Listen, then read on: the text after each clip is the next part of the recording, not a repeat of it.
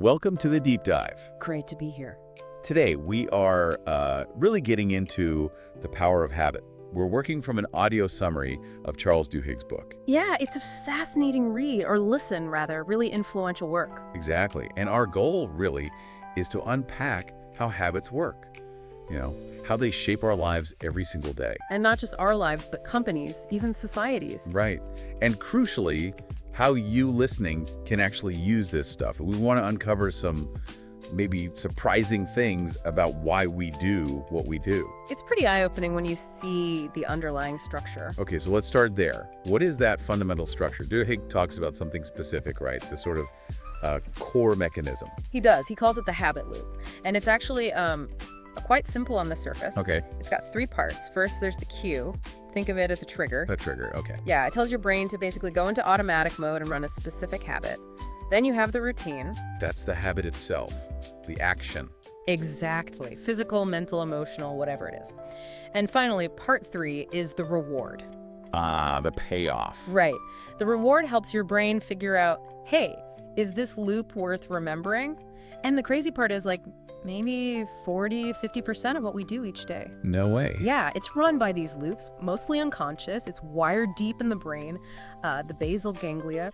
Super efficient. Wow. Okay, so nearly half our day is autopilot. That's a lot. It really is.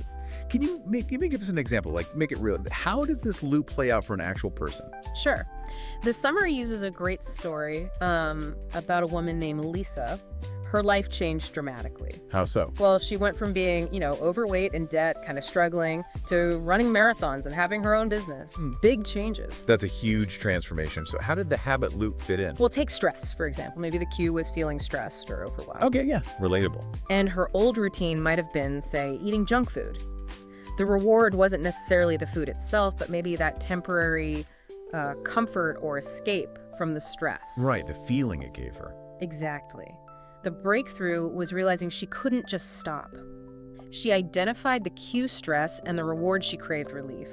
Then she swapped the routine. So she changed the middle part. Precisely. Instead of junk food, maybe she started going for a short run.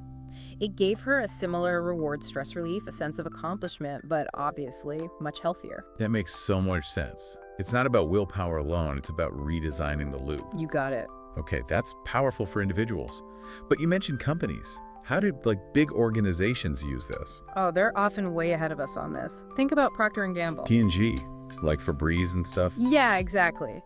With Febreze, for instance, they initially struggled. People didn't have a bad smell removal habit. Right. So P&G didn't just sell the product, they cleverly linked it to an existing routine, like finishing cleaning a room.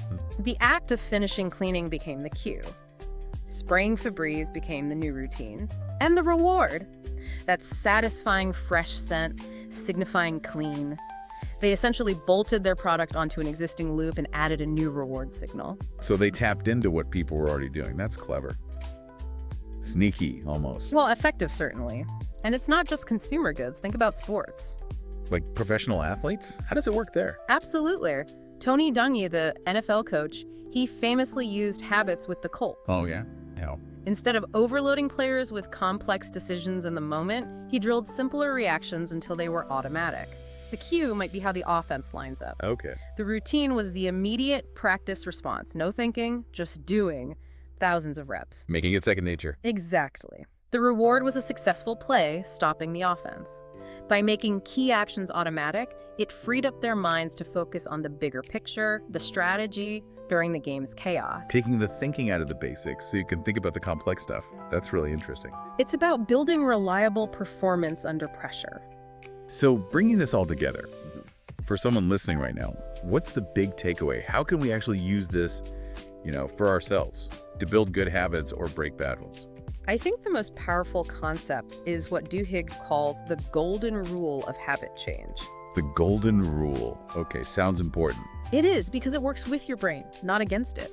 The idea is keep the old cue, keep the same reward you're craving, but consciously insert a new routine. Change the middle part again, like Lisa did. Exactly. Your brain already has that cue reward pathway established. So if stress, cue, makes you crave comfort, reward, instead of eating cookies, your routine, you insert going for a walk or calling a friend or meditating, new routine.